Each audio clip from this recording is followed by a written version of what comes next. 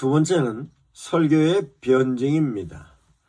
변증은 변증의 요소를 세 가지로 설명할 수 있습니다. 첫 번째는 논리성이고, 두 번째는 역사성이며, 세 번째는 적용성입니다.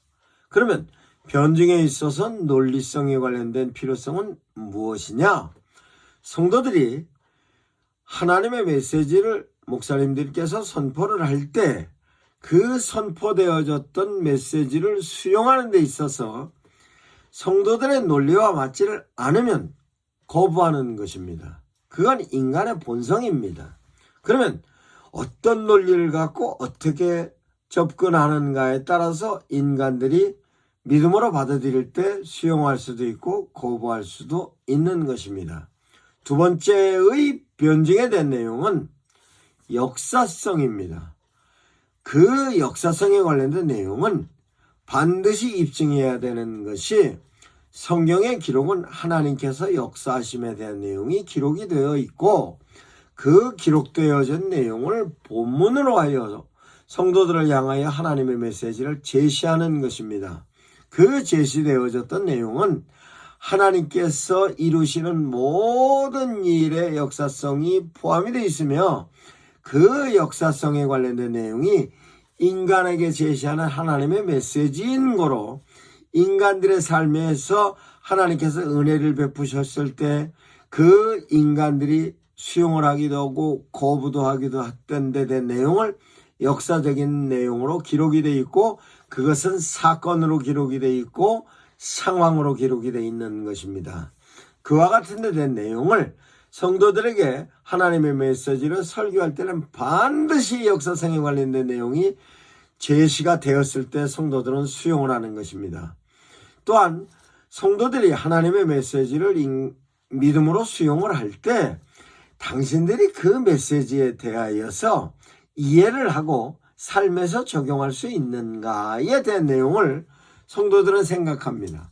그래서 성도들이 효과적으로 수용할 수 있고 삶에 적용할 수 있을 때에 인간들은 받아들이는 것입니다. 믿음으로 받아들이는 데 대한 내용으로 논리성, 역사성, 적용성에 대하여서 10가지 변증 범주로 정리를 했습니다. 첫 번째 변증의 범주는 개념입니다.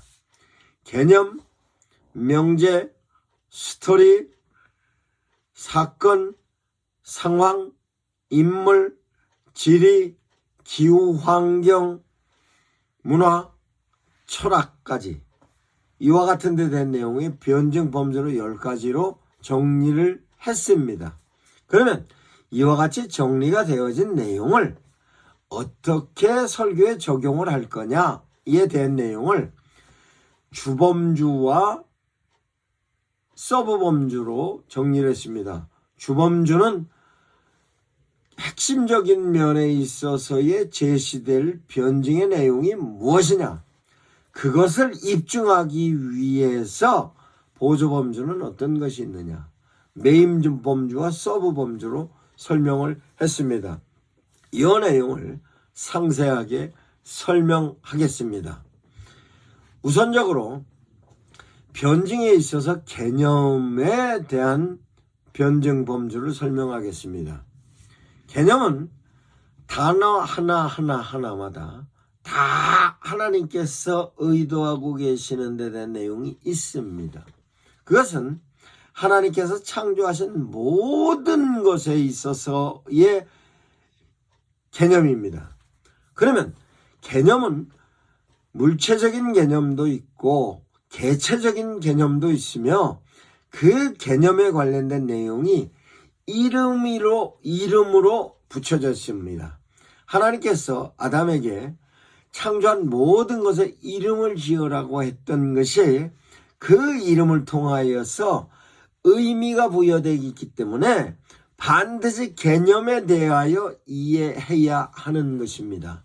그럼 개념에 대하여 이해하는 것에 대한 내용이 하나하나 학문적으로 분리를 하고 신학적으로 분리를 하면 조직신학이 되는 것입니다. 그러면 하나님께서 물, 불, 선악과, 궁창, 하늘, 달, 별, 인간, 이 모든 것에 대하여서 이름이 그것이 의도하고 있는 데 대한 내용이 있는 것입니다. 그러면 실제적으로 성경 말씀 가운데서 개념에 대한 내용을 설명을 성도들을 향하여서 정확하게 제시를 하지 못할 경우에는 실제적으로 성도들이 그 개념에 대한 이해도가 떨어짐으로 말미암아 하나님께서 제시한 의미를 이해할 수 없는 것입니다. 이와 같은 데 대한 내용이 시편 1편에 복 있는 사람의 복은, 악은, 죄는, 오만은, 율법은, 이와 같은 모든 단어 하나하나마다 그 개념에 관련된 내용의 의미가 있는 것입니다. 그러면 그 개념을 어떻게 이해를 해야 하는가에 대한 내용을 논리성으로, 역사성으로, 적용성으로 설명을 해야 하는 것입니다. 그러면 시편 1편으로 얘기를 하자면 악은, 악인의 꾀는, 죄는, 오만은, 이와 같은 데 대한 내용을 개념적으로 설명을 못하면 그 개념에 따라서 하나님께서 제시한 의도를 성도들은 이해 못하는 것입니다. 그러면 이 개념을 하나하나 설명을 해보겠습니다. 악인의 꾀를 쫓지 마라. 복 있는 사람은. 그럼 복은 뭐냐? 복도 우리 프로테스탄트 개신교의 복과 카톨릭 교회의 복이 다릅니다. 뿐만 아니라 복이 유교의 복과 불교의 복과 힌두교의 복과 조로아스터교의 복과 다릅니다. 이 내용을 개념적으로 정확하게 이해를 시켜야 성도들은 우리 기독교, 우리 프로테스탄트 개신교에 있어서 복은 무엇이구나 라고 이해를 하는 것입니다. 이거면 비교종교학적으로 개념적으로 이해를 시켜야 될 뿐만 아니라 복에 관련된 내용으로 논리가 비교종교학적인 논리와 함께 인문학적인 논리도 정리가 되어져야 하고 뿐만 아니라 우리 신학적인 부분에 있어서 복도 정확하게 이해를 해야 하는 것입니다. 그 내용이 복에 관련된 내용도 역사성이 분명히 정리가 되어야 하는 것입니다. 창세기에서 아브라함에게 제시했던 복, 하나님께서 노아에게 제시했던 복, 다 복 자체에 관련된 내용으로서 그 사람들이 그 복을 어떻게 수용을 했는가에 대한 내용이 역사성으로 확실하게 정리가 되어야 하는 것입니다. 이와 같이 복뿐만 아니라 악도, 악에 대한 근거가 어떻게 정리가 되어야 될 거냐. 우리 기독교 프로테스탄트에 있어서의 악과 유교의 악과 도교, 불교의 악은 다릅니다. 우리 기독교의 악은 외면적인 악입니다. 그 내용을 역사적인 내용으로 근거를 찾으면 악의 생성은 하와를 향하여서 뱀이 꼬입니다. 하나님이 먹지 말라 그랬더냐? 너 눈이 밝아져서 하나님처럼 된다 라고 악이 외부에서 들어옵니다. 불교에서 악은 내면적인 겁니다. 유교에서 악도 내면적인 겁니다. 우리 기독교적인 악은 외면적인 거라 그 외면적인 내용이기 때문에 그거를 방어할 수 있으면 악이 거부가 되는 것이며 내면적으로 차지하고 있었던 악은 어떤 힘에 의해서 바깥으로 내보내면 되는 것입니다. 그 내용이 우리 내면적인 악을 바깥으로 걷어낼 수 있는 것에 관련된 내용이 설교로서 제시를 할 수 있는 것이며 그것은 예수 그리스도의 보혈로 내보낼 수 있고 그 보혈로 내보낼 수 있는 데 대한 도움은 성령께서 깨달음으로 주시는 것입니다. 이와 같은 데 대한 내용이 악에 대한 개념이 다른 종교와는 다른 것입니다. 불교는 내면에 악을 어떻게 보고 있느냐? 고집멸도로 설명을 하고 있습니다. 인간의 고통은 집착에 의해서 진행되고 집착에 의해서 쌓여진 것이 집이라고 얘기를 합니다. 그래서 고통은 인간의 집착에 의해서 만들어졌고, 집착에 의해서 만들어진 것을 멸도, 없애버리는 도는 뭐냐?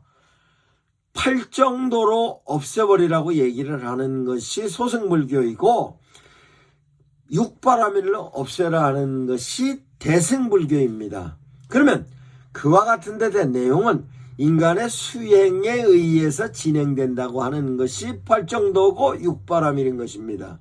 그러면 불교에 있어서는 육바라밀과 팔정도를 통해서 수양을 통해서 악을 걷어내고, 악을 걷어내면 고통이 없어진다 하는 것이 해탈이며, 그 해탈이 완전히 해탈되는 것이 열반이라고 얘기를 합니다. 그러나 우리는 악은 성령의 인도하심을 통해서 예수 그리스도를 구주로 영접하면 악은 떨쳐지는 것입니다. 유교에 있어서 악은 내가 갖고 있는 부분에 있어서 도덕성을 찾는 것을 악이라고 도덕성을 찾는 것으로 악을 털어낸다고 생각합니다. 근데 악은 털어지는 것이 아니고 계속적으로 내가 예로 갖춰지면 그 예를 통하여서 나는 예로 극기로 복을 찾는 것을 유교에 있어서 이론으로 정리하는 것입니다. 이와 같이 개념 하나하나마다 효과적으로 내가 이해할 수 있는 데 대한 내용으로 성도들에게 제시해야 하는 것입니다. 그러면 죄에 대한 내용은 뭐냐? 악을 내가 어떻게 받아들였느냐에 대한 내용입니다.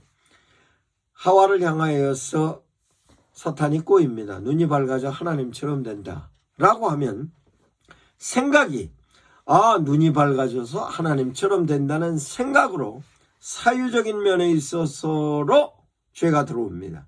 그러니 사유적인 부분에 있어서 악이 들어오니 악이 들어온 현상이 하나님께서 먹지 말라고 한 선악과가 보암직하고 먹음직한 모습으로 바뀝니다. 이와 같이 바뀐 모습이 악의 현상이고, 악의 현상에 의해서 선악과가 보암직하고 먹음직해서 따먹으니 따먹은 행동으로서의 죄성이 만들어진 겁니다. 이 죄성에 대한 내용이 현상적으로 나타난 것이 눈이 밝아져서 하나님처럼 된 내가 누구냐라고 해서 내가 삶의 주도적인 나로서의 만들어진 현상이 오만한 자리에 앉아있는 나로서 죄성을 포함하고 있는 나입니다. 이것을 털어내는 방법은 예수 그리스도의 보혈로 털어내는 것인데, 보혈로 털어내는 그 내용이 바로 예수를 구주로 모시는 구주, 예수님의 십자가, 예수님, 이와 같은 모든 내용의 개념 하나하나마다 다 성도들을 향하여서 설명을 할 수 있는 것입니다. 그러면 실제적으로 개념에 관련된 하나하나에 대한 내용을 목사님들이 전적으로 다 이해를 하지 않으면 성도들을 향하여서 개념을 모호하게 설명할 수밖에 없게 되는 것입니다. 순종해야 됩니다 라고 하면, 순종이라는 개념은 뭐냐? 내가 생각을 하나님 뜻대로 생각하고 하나님 뜻대로 결정을 하고 하나님 뜻대로 실천하는 것이 순종인데, 순종하세요 라고 얘기하면 순종이라는 단어는 포괄적인 단어라, 포괄적인 단어를 이해를 할 수 있게끔 정리를 해줘야 되는 것입니다. 믿음도 마찬가지로 믿음이라는 것은 무엇이냐? 예수님이 있고 예수님을 구주로 모시는 것이며, 구주로 모셨을 때의 나는 하나님의 말씀이 나에게 개념적으로든 명제로든 스토리로든 그걸 내가 수용을 하여 판단하고 결정하고 실천하는 것까지에 관련된 내용이 믿음인 것입니다. 이와 같이 개념적인 내용을 하나하나 설명을 할 때 그 개념에 따른 하나님의 의미와 하나님께서 그 의미에 따른 의도를 이해할 수 있는 것입니다. 그러면 개념적인 변증에 관련된 내용은 이와 같이 단어 하나하나마다, 개념 하나하나마다 다 이해를 하지 않으면 하나님의 메시지를 정확하게 전달할 수가 없는 것입니다. 그 내용이 논리성이든 역사성이든 적용성이든 다 해당되는 것입니다. 다음은 명제로서의 변증입니다. 개념을 단어적인 개념으로 얘기하자면 주어와 목적어를 결합시키면 명제가 됩니다. 하나님의 메시지는 반드시 명제로서 제시하고 있습니다. 선악과 먹지 마라. 먹는 날에는 정령 죽으리라. 이와 같은 데 되어 있는 내용이 하나님께서는 인간들을 향하여서 제시하는 모든 내용은 하나님의 메시지는 명제로서 제시하고 있는 것입니다. 복 있는 사람은 선악과, 복 있는 사람은 악인의 길을 쫓지 않는다. 복 있는 사람은 죄인의 길에 서지 않는다. 복 있는 사람은 오만한 자리에 앉지 않는다. 이와 같이 명제로서 정리된 그 명제가 하나님의 메시지로서 정확하게 제시를 해줘야 성도들은 그 명제에 따른 데 내용을 수용을 할 건가 거부할 건가에 대한 내용입니다. 그 내용이 논리로 따라가야 하는 겁니다. 선악과는 먹지 마라. 왜 먹지 말아야 되는가? 선악과를 먹지 말아야 된 내용은 정령 죽으리라 하는 전제가 깔려 있는 것으로, 그러면 명제에 관련된 내용은 전제를 이행하여 결과까지에 대한 내용이 스토리로 정리가 되어 있는 것이고, 그 스토리로 전개되어 있는 내용도 스토리적 변증이 되는 것으로, 명제가 1명제, 2명제, 3명제, 명제가 명제대로 합쳐지면 스토리가 되는 것으로 명제 변증과 스토리 변증이 대단히 중요한 것입니다. 즉, 첫 번째 변증은 개념 변증, 두 번째 변증은 명제 변증, 세 번째 변증은 스토리 변증인 것입니다. 즉, 하나님께서 하라, 하지 말아라 뿐만 아니라 누가 뭐 했다, 누가 뭐 했다, 누가 뭐 했다 라고 하는 단문장으로 제시하면 명제가 되는 것이고, 명제가 명제로 조합이 돼버리면 스토리가 되는 것이고, 스토리가 제시가 되는 것은 다시 사건이 되는 것입니다. 그러면 사건에 대한 변증은 어떤 내용이냐? 누가 언제 무엇을 어떻게 왜 해서 어떤 결과까지 나타났다.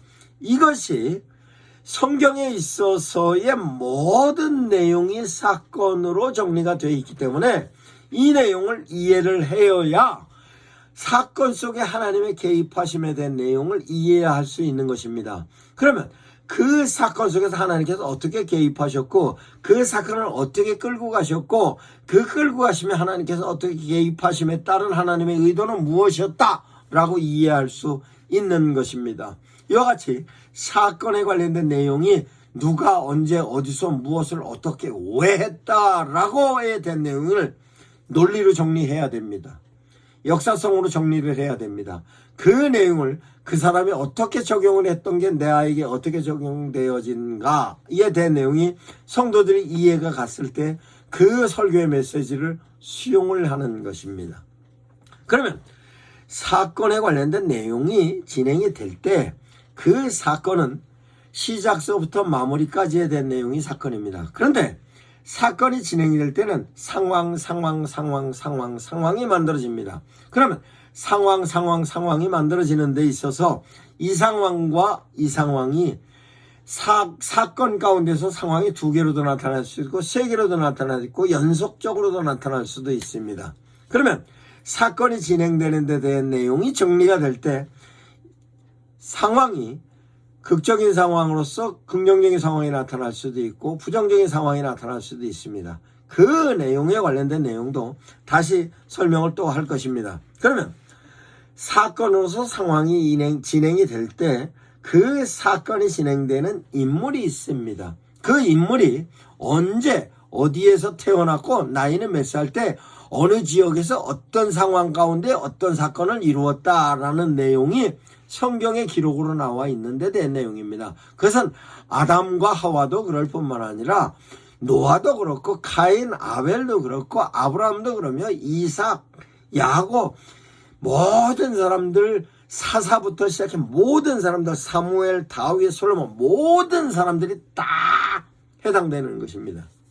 그러면 그 인물에 관련된 내용으로 그 인물이 어떤 삶을 살았고 살아간 삶에 있어서 어떤 사건 속에서는 어떻게 그 사건이 진행이 됐고 그 사건 속에서 상황은 어떤 상황이었으며 그 상황 속에 있어서 하나님의 메시지를 어떻게 수용을 하였고 어떻게 거부하였고 이와 같은 데 대한 내용이 성경의 기록으로 되어 있으며 이 내용을 반드시 논리성으로 역사성으로 적용성으로 성도들을 향하여 제시해야 하는 것입니다. 그러면 그 인물이 산 지역에 관련된 지리는 어떻게 형성이 되었는가에 대한 내용을 지리적인 부분에서 접근을 정확하게 하지 않으면 하나님의 메시지가 모호해지는 것입니다. 그러면 하나님의 메시지를 진행을 할 때 출애굽 당시에 있어서 애굽은 어땠고 하나님께서 출애굽을 통해서 애굽으로 들어가라 했을 때 출애굽을 통해서 가나안 땅으로 들어갔을 때 가나안의 지리는 어떤 지리였다 뿐만 아니라 그 지리를 이룰 때에 있어서 그 지리적인 근거가 실제로 지리적인 부분에 있어서 기후는 어떤 기후를 갖고 환경은 어떤 환경을 갖고 있었으며 거기에 살고 있었던 사람들은 어떤 사람들이 살고 있었던가 뿐만 아니라 하나님께서 아브라함을 향하여서 갈대아 우르를 떠나 하란을 거쳐서 가나안 땅으로 가라했을 때 갈대아 우르는 어떤 지리였고 거기에 살고 있는 사람들은 어떤 사람이었고 그 가나안은 그 갈대아 우르는 어느 지역에서 어떤 문화를 형성해서 어떻게 진행이 되는 사람들이 있었다. 하란은 어땠으며 가나안 땅은 어떻다. 그럼 가나안 땅의 지리적인 부분에 있어서의 환경은 어땠다. 그러면 가나안 땅은 실제적으로 토양은 어떤 토양을 갖고 있었으며 그 부분에 있어서의 기후 환경과 함께 지리 부분에 있어서로서 여건은 어때서 사람들이 어떤 부분으로 어떻게 삶을 영위하고 살았다. 경제적인 부분은 어떻게 진행이 됐고 도덕적인 부분은 어떻게 진행이 되고 그 내용이 어떤 삶을 살고 있었다 하는 데 대한 내용을 반드시 성도들을 향하여 입증해야 하는 것입니다. 그러면 단순하게 아브라함의 갈대아 우르를 떠나서 하란을 거쳐서 가나안 땅으로 가라. 젖과 꿀이 흐르는 땅이니까 가라. 그러면 단순하게 젖과 꿀이 흐르는 땅이기 때문에 가야 한다. 아브라함이 아버지 데라가 우상 깎는 사람이었다. 갈대아 우르는 우상의 득실거리고 우상이 만연하기 때문에 거기서 아브라함을 이런 정도의 얘기는 목사님들이 많이 하고 있습니다만 실제적으로 갈대아 우르의 지리적인 여건은 어떠며 문화적인 내용은 어떻고 거기에 살고 있는 사람들은 어떤 민족이 어떤 문화를 형성하고 살고 있었고 도덕적인 면에 있어서는 어떻고 종교적인 부분에 어떻다. 이와 같은 데 대한 내용을 정확하게 제시를 하지 않으면 하나님께서 아브라함을 불러낸 의도를 모릅니다. 뿐만 아니라 하란은 어떤 곳이었고 하란에 살고 있는 사람들은 지리적인 부분에 있어서 어떤 부분으로 생업을 형성하고 갔으며 거기 하란에서 문화를 형성하고 있는 사람들이 갖고 있는 부분에 있어서 인종은 어떤 인종이었고 하란은 도시적인 부분에서 어떤 도시로 어떻게 형성을 했다는 데 대한 내용을 지리적인 부분으로 정확하게 얘기해야 되며 문화적인 부분 기후 환경적인 부분도 정확하게 얘기해야 하는 것입니다. 그러면 명제로서 젖과 꿀이 흐르는 땅 가나안이라는데 그럼 젖과 꿀이 흐르는 땅이라는 데 대한 내용을 정확하게 변증으로 입증을 해야 하는 것입니다. 그러면 실제적으로 개념 변증, 면제 변증, 스토리 변증, 사건 변증, 상황 변증, 인물 변증, 지리 변증, 기후 환경 변증, 문화 변증, 마지막에 실제적으로 거기에 살고 있는 사람들이 어떤 철학적인 요소를 갖고 살고 있었는가, 즉 종교를 어떻게 형성을 하고 살고 있었으며 그 부분에 있어서 도덕성을 어떻게 유지해가고 있는 것까지가 정리가 되어져야 하는 것이 변증의 범주 10가지를 정리했습니다.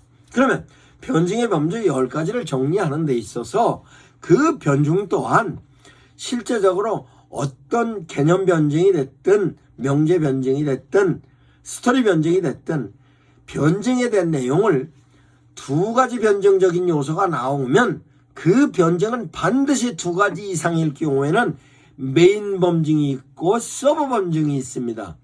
즉 메인 범주와 서브 범주에 관련된 내용이 메인 범주를 효과적으로 설명하기 위해서 서브 범주가 설명이 돼야 될 뿐만 아니라 그 내용이 주범주였을 게 보조 범주를 통해서 주범주를 확실하게 설명을 해야 되는 것이 설교에 있어서 반드시 필요한 것임에도 불구하고 목사님들께서 주범주와 보조범주, 메인 범주와 서브 범주에 관련된 내용을 설명을 못하는 경우가 대단히 많이 있습니다. 그러다 보면 실제적으로 사건 하나에 관련된 내용이 하나님께서 의도하는 데 대한 내용이 이거임에도 불구하고 그 내용 자체가 제대로 정리가 안 된 내용이 한두 가지가 아닙니다.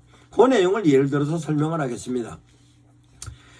하나님께서 범죄에 관련된 내용으로 제시를 할 때 아브라함에게 제시를 하고 이삭에게 제시, 야곱에게 제시하고 요셉에게 제시하고 이와 같은 데 된 내용이 다윗에게 제시하였던 거 이런 데 된 내용이 사건 상황으로 계속적으로 진행을 했을 때 된 내용을 보면 실제적으로 사건이 만들어졌을 때 상황이 두 개의 상황이 될 수도 있고 세 개의 상황이 될 수도 있습니다. 전 상황이 될 수도 있고 후 상황이 될 수도 있습니다. 그러면 이 상황이 전 상황이 메인 범주가 되고 후 상황이 보조 범주가 될 수, 즉 주범주와 보조 범주와 메인 범주와 서브 범주에 관련된 내용이 정확하게 제시가 될 때에 된 내용을 예를 들어 설명하겠습니다. 예수님이 제자들을 데리고 가이사라 빌립보를 돌아보고 오십니다. 가이사라 빌립보 하니까 벌써 가이사라 빌립보에 관련된 지리범증을 얘기해야 합니다. 가이사라 빌립보가 만들어진 역사적인 내용을 설명을 해야 합니다. 가이사라 빌립보의 지리적인 내용을 이해해야 합니다. 가이사라 빌립보가 만들어진 거 뿐만 아니라 가이사라 빌립보의 지리적인, 가이사라 빌립보의 환경적인 내용, 가이사라 빌립보에 관련된 내용이 다 변증으로 설명을 해야 되지만 그 변증으로 설명해낸 데 대한 내용이 가이사라 빌립보를 만든 사람이 누구이고 가이사라 빌립보에 관련된 내용이 역사성에 관련된 내용, 가이사라 빌립보에 관련된 논리성에 관련된 내용 제시해야 하는 것입니다. 그러면 다시 가이사라 빌립보에 예수님께서 제자들과 함께 가서 가이사라 빌립보를 돌아보고 나서 베드로와의 대화에 나눈 사건에 관련된 내용을 설명을 하겠습니다. 가이사라 빌립보에서 나와서 예수님께서 베드로를 향하여서 말합니다. 많은 사람들이 나를 누구라 하더냐. 그럼 가이사라 빌립보를 돌아보고 왔을 때 가이사라 빌립보의 지리적인 환경은 많은 신당이 있으며 최고의 메인 신당은 로마 황제의 신당입니다. 로마 황제 가이사라를 위해서 빌립이 만든 도시입니다. 그럼 빌립은 누구였는가? 그러면 빌립이 누군가에 대한 인물 변증을 해야 되는 것입니다. 그러면 이 내용을 길게 하지 않더라도 어느 정도는 설명을 해야 합니다. 그러면 베드로가 대답을 합니다. 예수님을 향하여서 많은 사람들이 선지자라 합니다. 예언자라 합니다.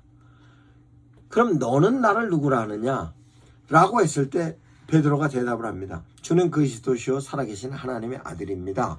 바요나 시몬아, 내가 그것을 알게 한 것은 하나님께서 너를 알게 하였다.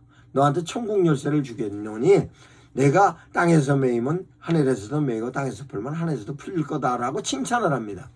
그게 상황, 1차적인 상황입니다. 그 바로 뒷상황은 예수님께서 뭐라고 말씀해 주시냐면 나는 메시아라고 너가 인정을 한 나는 내가 죽은 뒤에 3일 후에 부활할 거다라고 예수님의 죽음을 말씀합니다. 그랬을 때 베드로가 예수님을 향하여서 안 된다고 말씀하십니다.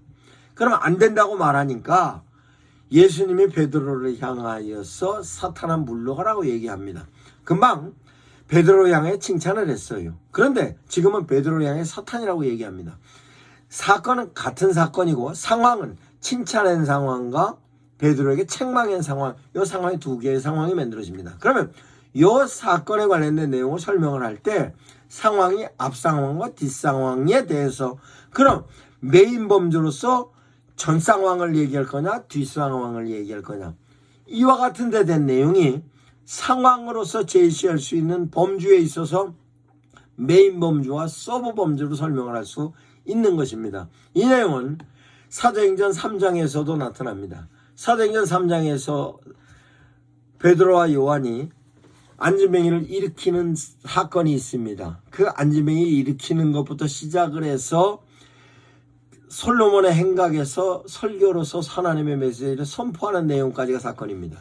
그러면 그 사건인데 첫 번째 상황은 안진뱅이를 일으키는 상황입니다. 안진뱅이를 향하여 일으키는 상황이 그 안진뱅이가 일어나고 나서 베드로를 데리고 솔로몬의 행각으로 가서 솔로몬의 행각에서 베드로가 설교하는 상황까지입니다. 그러면 실제적으로 그 상황이 안진뱅이가 일으키는 상황까지로서 설교를 하여 금과 은은 내게 없지만 나사렛 예수 이름으로 내게 명하노니 일어나 걸으라 하니 힘을 얻어서 일어난 상황으로 끝을 나면 실제로 그 뒤에 하나님의 의도를 설명할 수가 없는 것입니다. 그럼 하나님의 의도는 무엇이었는가? 그 안진뱅이가 뛰기도 하고 걷기도 하니 많은 사람들이 보고 뛰기도 하고 걷기도 하는 안진뱅이를 바라보고 기이 여기는 상황이 만들어집니다. 그랬을 때 많은 사람들이 뭐라고 얘기했냐면 안진뱅이는 누가 일으켰냐라고 얘기했을 때 베드로가 일으켰다라고 이해가 됩니다.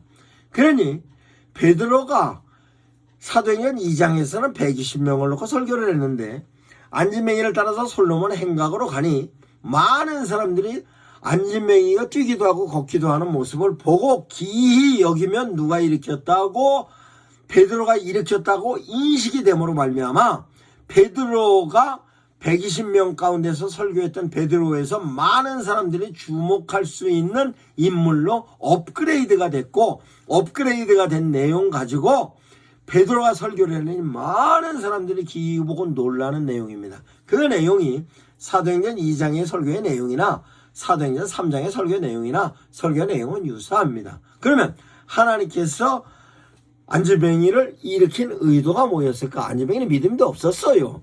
안진뱅이는 믿음이 없었다는 얘기는 금하고 은을 달라 그랬다고 얘기를 했기 때문에 믿음으로 일으켜주세요가 아니었습니다. 소경 바디메오는 믿음으로 주님을 찾았습니다만 안진뱅이는 믿음이 없었어요. 베드로의 믿음 갖고 일으킨 겁니다. 베드로의 믿음 갖고 일으켰지만 일으킨 하나님의 의도는 안진뱅이를 통하여서 믿음의 역사가 나타남에 대한 내용이 베드로가 복음을 전하는 기초를 닦아놓은 데 대한 내용이 정리가 되어 있는 것입니다. 이와 같이 사건 하나에 따라서 만들어지는 범주가 전혀 다른 범주로서 상황이 앞의 상황이 메인 범주가 될 수 있고 뒤의 상황이 메인 범주가 될 수 있고 그럼 메인 범주에 따라서 뒷 상황의 메인 범주로 앞 상황의 보조 범주가 되는 것입니다. 이와 같은 내용이 실제적으로 설교에 있어서로 제시할 때 성경의 내용에 수도 없이 나옵니다. 그러면 성경의 내용이 이와 같은 내용에 관련된 부분으로 세밀하게 정리를 하면 정리되어지는 데 대한 내용이 성도들을 향하여서 확실하게 하나님의 의도를 정확하게 전달을 할 수 있는 설교로서의 내용이 되는 것입니다.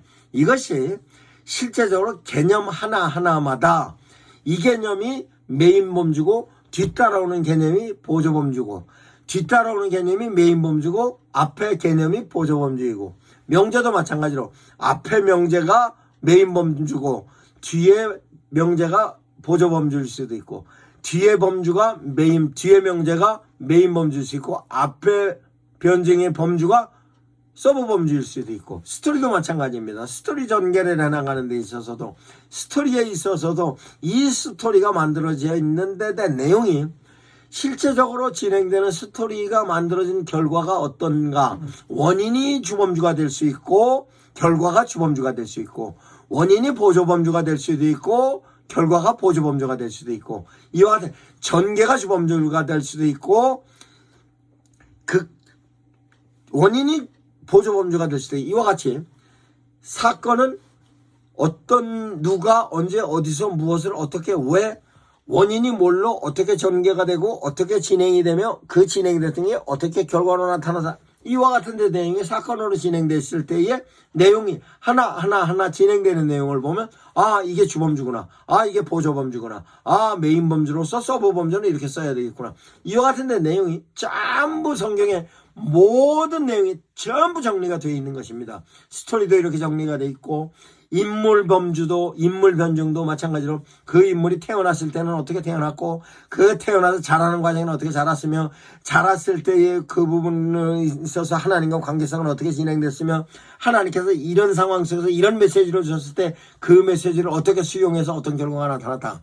이와 같은 데 대한 내용이 인물에 관련된 내용은 다 나타나는 것입니다. 그것은 아브라함으로 이삭으로 야곱으로 요셉으로 그 뒤에 사사들로 다윗으로 사무엘로 전부 그렇게 진행되는 것입니다. 그것은 하나님께서 베드로를 부를 때도 뿐만 아니라 하나님께서 베드로와 대화 나누는 가운데, 예수님께서 베드로와 대화 나누는 가운데 사울을 부를 때도 그와 같은 모든 내용이 하나님께서 변증에 관련된 내용을 전부 정리를 하고 입증을 할 수 있게 하나님께서 하나하나 성경에 관련된 모든 내용이 정리가 되어 있는 것입니다. 이 내용이 다른 종교 경전에서는 교훈적인 내용으로만 정리가 돼 있지, 교훈적인 내용이기 때문에 대체적으로 교훈에 관련된 내용은 개념과 명제와 길어야 약간의 스토리로 적용합니다.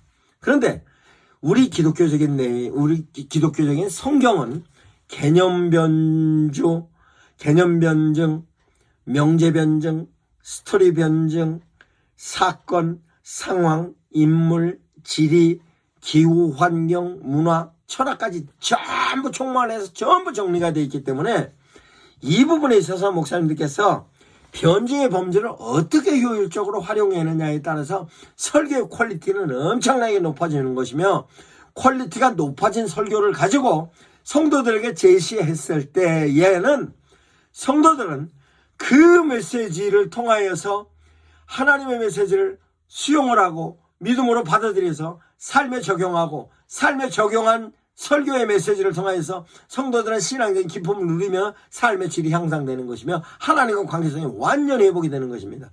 이와 같은 데 대한 내용이 철저하게 변증에 대하여서 목사님들이 이해하고 성도들을 향하여 하나님의 메시지를 제시해야 하는 이유인 것입니다. 그러면 그 내용을 변증에 관련된 것으로 변증 범주 10개에 관련된 내용을 정리하기 위해서 목사님께서 성구사전도 찾아보고 설교에 관련된 지리적인 부분도 연구를 할 뿐만 아니라 사건에 관련된 내용도 전부 연구를 하고, 연구되어졌던 걸 갖고 내가 어떻게 성도들을 향하여서 이 부분을 이해시킬 건가, 이에 관련된 건 보통 고민하는 거 아니지 않습니까? 그런데 참으로 하나님께서 주신 엄청난 은혜로 이 변증 범주에 관련된 내용을 속속들이 찾아내서 이해시킬 수 있는 어마어마한 하나님께서 선물을 우리들에게 주셨어요. 그래서 옛날에는 구글에서 찾아보고 아니면 내가 성구사전을 찾아보기도 하고 성경 지리도 보기도 하고 다 읽어봤습니다만, 지금은 아주 수월하게 할 수 있는 하나님께서 주신 놀라운 선물이 있습니다. 이 내용도 제가 차곡차곡 여러분들에게 설명을 해드릴 것입니다. 그러면 이 내용에 관련된 내용으로서 목사님들의 설교를 성도들을 향해서 제시할 때 실제적으로 지금 변증에 관련된 내용으로 여러분들께 설명을 했는데, 이 변증에 관련된 내용을 목사님들께서는 설교에 어느 정도 적용을 하십니까?